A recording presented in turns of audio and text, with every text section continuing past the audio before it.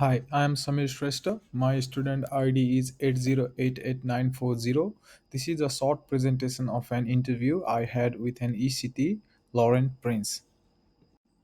I asked her questions like why is the proper education and training is required for an ECT, what strategies we can use to manage the risks and make sure the child safety is come first, how do we manage risky play, and what are the importance of loose part, how do we set up a learning environment, and why inclusion is needed, what is the difference between advocacy and activism, why digital technology are important and what are the pros and cons of it, about her leadership style, what's her view of an teacher, how observation helps creating planning cycle, why do she thinks having a good relationship with parents and staff is needed. Her response to importance of education and training of an ECT, she mentioned before 2012 there was no standard curriculum for this subject, but over the year things has changed and the scope of early childhood education also changed. Between birth to 5 years old, children learn to socialize, learn to communicate, and develop the motor and cognitive skills. To make sure children learn and feel safe in the setting, ECT should be educated and trained to educate and take care of well-being of the children. Moving to the next questions, what strategies we can use to manage the risks and make sure the child's safety comes first? She replied, we should be trained to differentiate between hazards and risks, not overprotecting the play. We need to have ideas about the risk management, foster cultural well-being, and implement child safety. About the views toward risky play and importance of loose play, she mentioned that we need to observe the risky play in a manner that we avoid children coming towards the harm and hazard and take the full experience of risky play to develop their skills. And about the loose parts, she mentioned that loose parts are the tools with multiple outcomes and can have different materials used. It helps children to boost their imagination and creativeness. We should support children how to use the loose part, but not telling them the predefined outcome so it helps in their imagination. Speaking about the environment setup and active inclusion, she explained to me that environment bring curiosity and interest in children to explore and interact. We should set up the environment with various types of play zones. We can intentionally set up the room according to our planning cycle that helps children to be more enthusiastic and participate willingly. We can use various loose parts and group time to create more inclusive environment in the room. About the advocacy and activism, she mentioned to me that if we are a teacher, we are already an advocate for a child. We must make sure that we are providing enough resources for children to learn and no harms comes to them. We must make sure that the right of children do not get hampered by any sorts of elements present in the society. On activism, she described that activism is something that do not totally hampers the right of the children, but few changes in policy is making child's right not explainable, then we need to raise voice against it.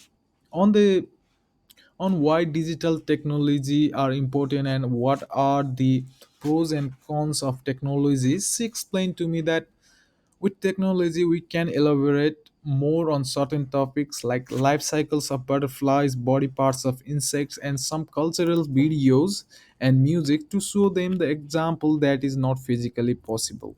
She thinks that the use of technology in child care centers should be teacher directed, talking about the cons of digital technology. She suggested me that even during the group session where childs hear a story or listen to the song, there is no proper give and take of messages as in communication. As in home environment, it is creating some kind of lack of bond between children and parents. Then I asked her about her leadership style. She explained to me that she has democratic and affiliated leadership style. She wants every idea of teachers to be heard and presented from where decision can be made to utilize in teaching practice. And she also focuses on open communication and well-being of other staff, having a collaborative atmosphere. And talking about myself, I have a coaching and democratic leadership style. Her view on an image of a teacher is that teachers are guide, advocate, supporter, and holder of knowledge who are also collaborating with other teachers, teaching staff, and children. She feels teachers are also a learners and we can learn from children and vice versa. If learning is going to be truly engaging and there needs to be an exchange of knowledge and understanding, teachers can help. We, as a teacher, guide children in exploring curiosity and understanding their capability and supporting them in developing their capabilities. We move on to how observation helps in making planning cycles. She explained that every brainstorming or new ideas come from our observation, where we can prepare a task or play focusing on whole group or an individual child. She gives me an example of her class where she notices two children playing together with different capabilities and interests and she observes them. Then she prepared an activity where both of the interests and skills of children will develop.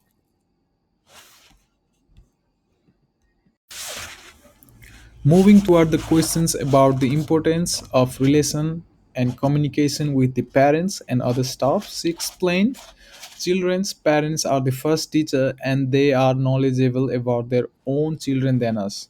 So having communications and having a proper relationship with parents might help us getting a lots of information to further support the child. There are the things we might not know as children might need the additional support who may be nonverbal and might have meltdown. We are not going to necessarily know what works for their children in their meltdown. That's why we need to have a good relationship with parents and sharing of information. And also the information can be shared between the staff to create a collaborative play as some important information might have been missed by us and communication with other staff can be very helpful. So let's talk about the reflection I had from this interview. I'm also a teacher and a lifelong learner who strongly believes that every childhood teacher should have proper education and training.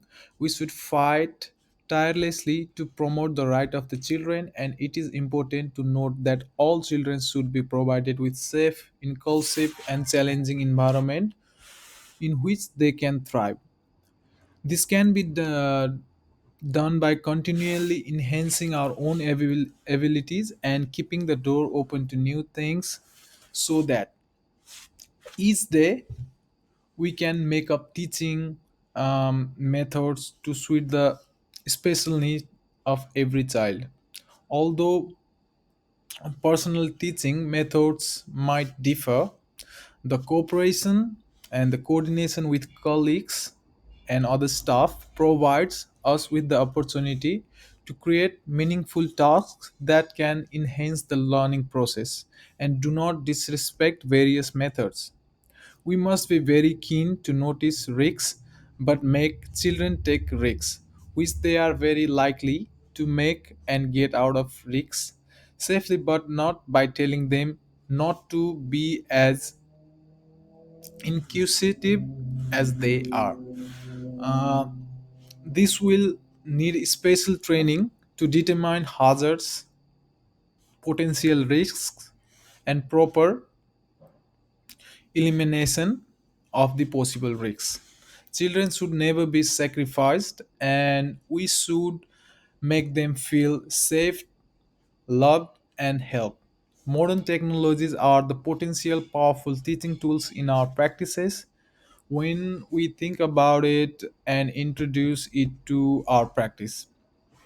It is, it is also critical to establish good relationship with families, knowingly the background of the children with their behaviors and issues.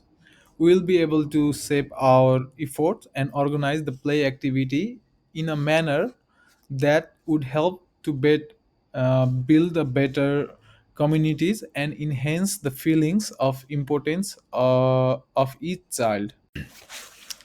Let's consider uh, the practices I will be using in my future. I will consider myself as an educator and a learner in a future practices, and will always try to improvise my practice by the means of continuous education and training, which will equip me with the necessary skills to become an effective advocate of the right of the children.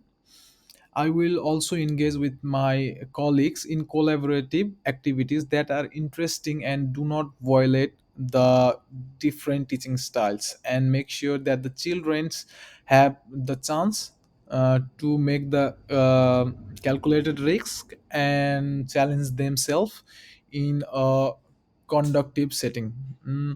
Through a close monitoring of the risky play, I will help children move safely without suffocating their spirit of adventure, and I will be able to keep an eye on the occurrence and removal of the hazards in the learning setting.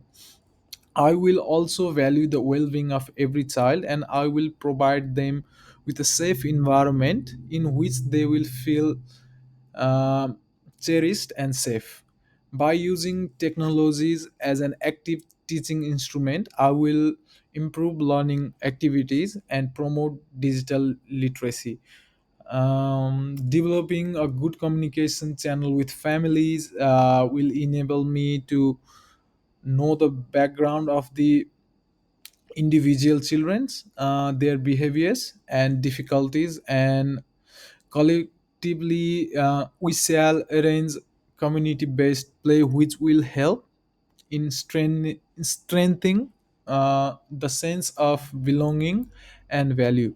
These practices will help me to develop strong, inquisitive, and empowered students who will perform well in and out of the classroom.